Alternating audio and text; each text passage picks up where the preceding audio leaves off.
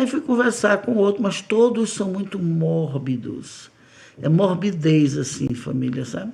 Aí eu fui conversar com outro, ele estava lá. E a primeira frase que ele me disse foi: eu não dei a sorte daquele que está ali. Ele disse: você chama aquilo de sorte, meu irmão? Desculpe já chegar assim, né, contrapondo o que você está dizendo, mas você acha que aquele nosso irmão que está ali de estado vegetativo, que aquilo é uma sorte? Sabe quando uma pessoa, o rosto de uma pessoa passa muita fome, que emagrece, mas parece que é um emagrecimento doentio, que a pessoa fica com o rosto chupado, assim, sabe que dá para ver aqui esses ossos? Foi a sensação que eu tive. Eu disse: você também não consegue perdoar? Ele: não consigo. Não consigo perdoar.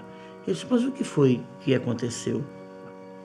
O que foi que te fizeram, meu irmão, que te deixou nesse estado assim de profunda morbidez?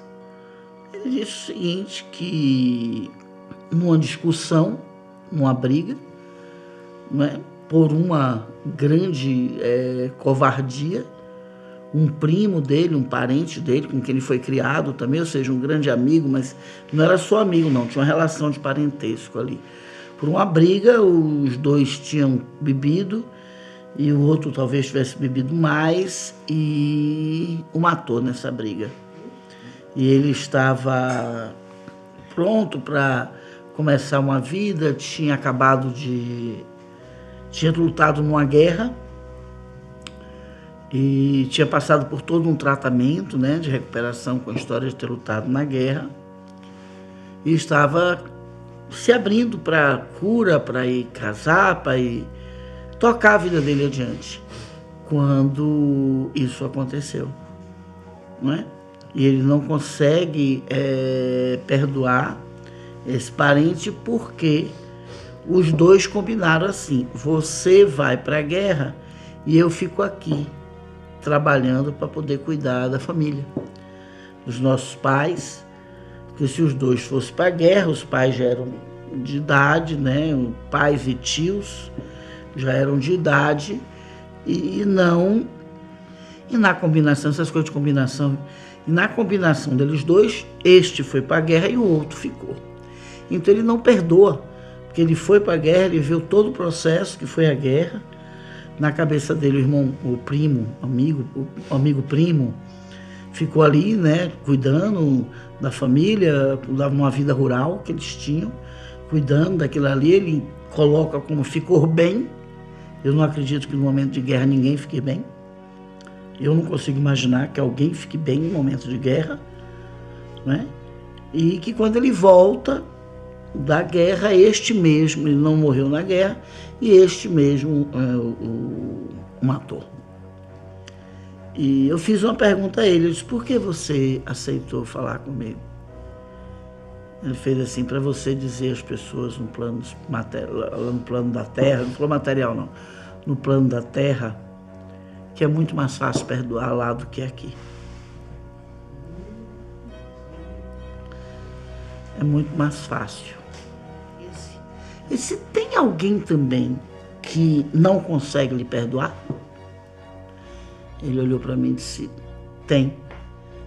Tem alguém que não consegue lhe perdoar? Ele disse: tem. E pediu ao mentor, disse: você pode, por favor, me levar a pessoa que não consegue perdoar ele? Aí foram e recebeu, né? Mas estava do mesmo jeito. E o tal da pessoa que não consegue perdoar ele é um amigo que ali no momento da guerra, e pelo que o amigo narra, ele botou o amigo na frente, ou ele poderia ter salvo o amigo, mas poderia se ferir, enfim, e o colega, né, que estava ali na guerra. Então, e ele achou que foi de uma grande covardia o que o companheiro de guerra dele fez, e também não conseguia perdoar, né? Aquele que o primo matou, também matou um na guerra de uma forma covarde. Aí eu voltei para o que eu estava, né? O que foi morto pelo primo. Eu voltei para ele e disse assim: mas você não está vendo que você não é perdoado pelo mesmo motivo? Ele: não é o mesmo motivo, não. Eu olhei para o mentor e disse: peraí, meu irmão, eu só quero entender aqui, me ajuda um pouco, porque Aí ele fez, não é a mesma coisa. Lá a gente estava numa guerra, num momento limite, era uma situação extremada, e se eu tive que escolher entre mim e ele, escolhi ele. Não é para tomar aquele tiro. Talvez se eu tomasse, eu morresse. Eu não quis arriscar o talvez. Talvez eu vivesse, talvez eu morresse, eu não quis arriscar. E ele não quer compreender isso.